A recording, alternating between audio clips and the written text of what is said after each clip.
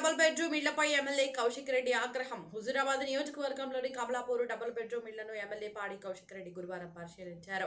ఇళ్ల వద్ద అపరిశుభ్రత వాతావరణం, ధ్వంసమైన కిటికీలు, మౌలిక సదుపాయాల లేమిపై ప్రభుత్వంపై తీవ్ర ఆగ్రహం వ్యక్తం చేశారు. కమలాపూర్లో నిర్మించిన డబుల్ బెడ్రూమ్ ఇళ్లను ఎమ్మెల్యే పాడి కౌశిక్ రెడ్డి సందర్శించారు.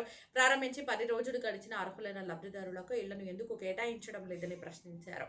ఇళ్లలో కిటికీ అద్దాలు పగిలిపోవడం, స్విచ్ బోర్డులు లేకపోవడం, డ్రైనేజీ వ్యవస్థ అస్తవ్యస్తంగా ఉండటాన్ని చూపిస్తూ ఇలాంటి పరిస్థితుల్లో పేదలు ఎలా నివసిస్తారని ప్రశ్నించారు. అర్హులైన పేదలకే ఇల్లు కేటాయించాలని, 10 రోజుల్లోగా పంపిణీ చేయకపోతే లబ్ధిదారులతో కలిసి ఉద్యమాన్ని తీవ్రతరం చేస్తామని కౌశిక్ రెడ్డి హెచ్చరించారు. మీరు చూడొచ్చు, 20 కోట్లు కేసీఆర్ గారు పెడితే 20 రూపాయలు కూడా వాళ్ళు పెట్టలే. ఈ అద్దాలు మీరు అందరు లైవ్ గా మొత్తం మీడియా కూడా ప్లీజ్ దయచేసి అందరు కూడా మీడియా చూపించాలి. ఈ అద్దాలు చూడు, ఇది ఎట్లున్నదో.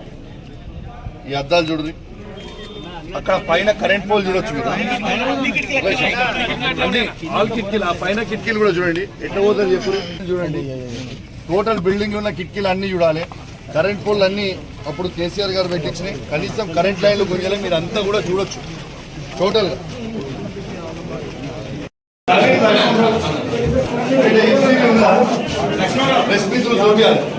ఎంసీబీ ఉన్నదా? ఇక స్విచ్ బోర్డు ఉన్నాయా? ఇక కనీసము ఆడ చూడు, మొత్తం పాస్బుక్ ఉన్నది. పాస్బుక్ అన్న దొరికిందా? ఇక ఫ్యాన్ పెట్టిందా? చూడు మీరు అందరు ఇవన్నీ చూడాలి. తర్వాత ఈ వాష్రూమ్ కనీసం క్లీన్ చేసిరా? మీరు చూడు, ఇలా చూడొచ్చు. దీనికి డోర్ పెట్టిరా? కనీసం పెట్టిన డోర్లు పెట్టిరా? ఇక వాష్రూమ్ క్లీన్ చేసిరా? ఇవాళ స్విచ్ బోర్డు చూపిస్తున్నా. స్విచ్ బోర్డు పెట్టిరా? మీరు చూడాల్సిన అవసరం ఉంది. కొత్త కూడా తీసే పరిస్థితి లేదు. ఈ చూడు పరిస్థితి గిట్టనే ఉంటుందా? ఈ రోడ్లు గిట్టనే ఉంటాయా? ఈ పైకి పెట్టిరా? ఫ్రేమ్ ఉన్నదా? ఫ్రేమ్ ఉందా? ఈ ఫ్రేమ్ అద్దాలు ఉన్నాయా? ఇవాళ స్విచ్ బోర్డు లోనే పెట్టిరా? డోర్లు కూడా పెట్టలేదు. వాష్రూమ్ లకి డోర్లు పెట్టలేదు. చూడండి, డోర్లు ఉన్నాయా? వాష్రూమ్ లో డోర్లు పెట్టలేదు.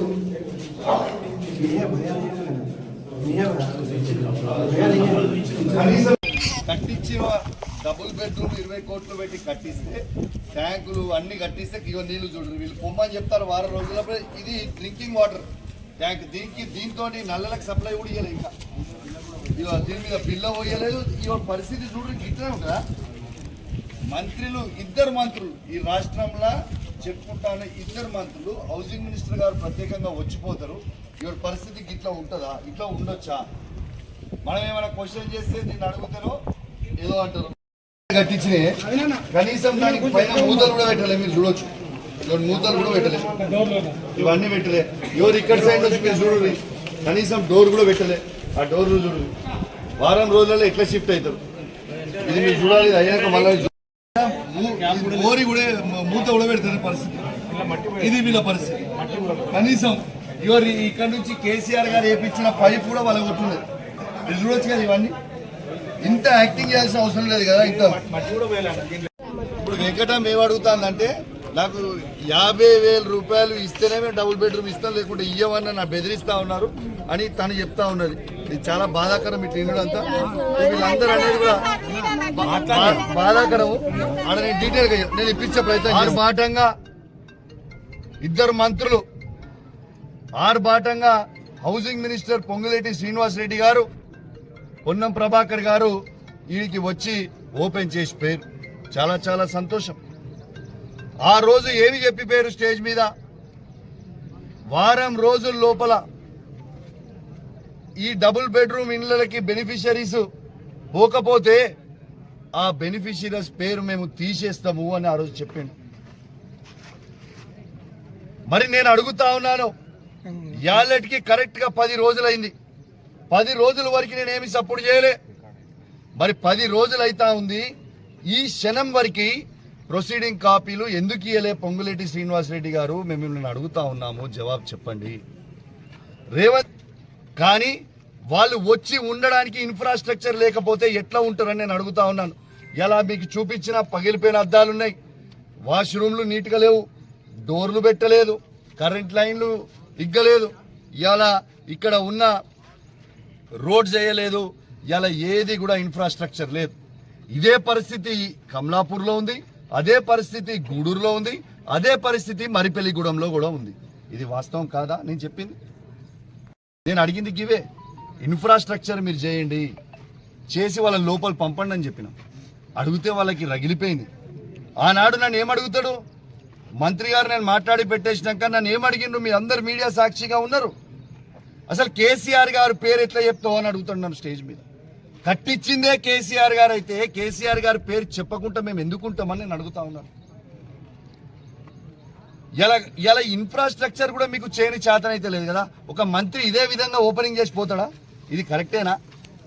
Is this right? మరియు పొంగులేటి శ్రీనివాసరెడ్డి గారు మీరు ఏ విధంగా అయితే ఆ రోజు ఆరుబాటం చేసిపోయారో ఖచ్చితంగా ఇన్ఫ్రాస్ట్రక్చర్ చేయాలి. మీరు గిట్లా మళ్ళా 10 రోజులు వెయిట్ చేస్తా, ప్రెస్ మీట్ పెట్టినా ఇడికి వచ్చి మళ్ళా 10 డేస్ వెయిట్ చేస్తా.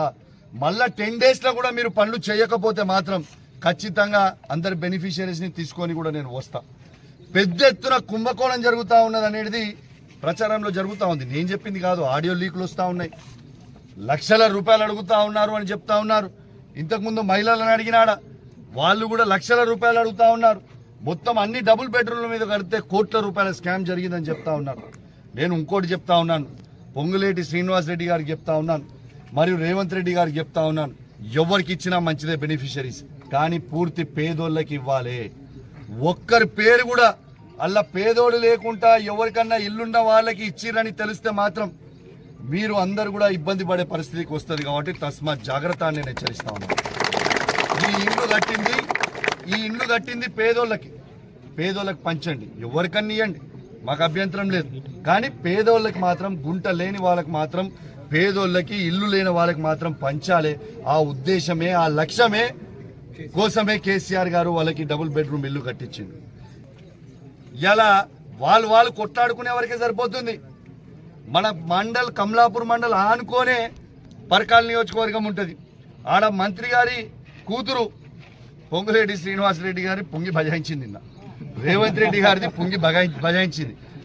మీరే కొట్లాడుకుంటారా, లేకపోతే ప్రజలకేమైనా చేస్తారా? అసలు మీరు కొట్లాడుకోవడానికి, మీ సినిమాలు చూడడానికి మిమ్మల్ని గవర్నమెంట్లోకి వేసారు ఓట్లు ప్రజలు.